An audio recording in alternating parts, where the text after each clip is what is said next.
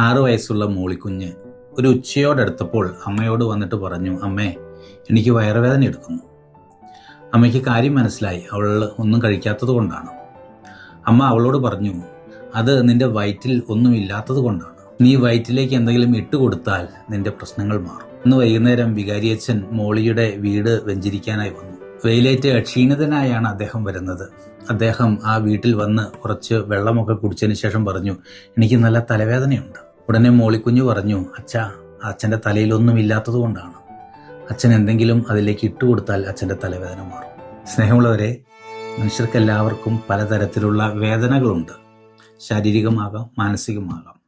വലിയ ആഴ്ചയിലേക്ക് നാം പ്രവേശിക്കുമ്പോൾ വേദനയിലൂടെ കടന്നുപോയ ഒരു മനുഷ്യനെയാണ് നാം പിൻചെല്ലുക. മനുഷ്യൻ്റെ എല്ലാ വേദനകൾക്കും പരിഹാരം വേദനയേറ്റ് മരിച്ച യേശുവിൻ്റെ കുരിശിലേക്ക് നോക്കുക എന്നുള്ളതാണ്.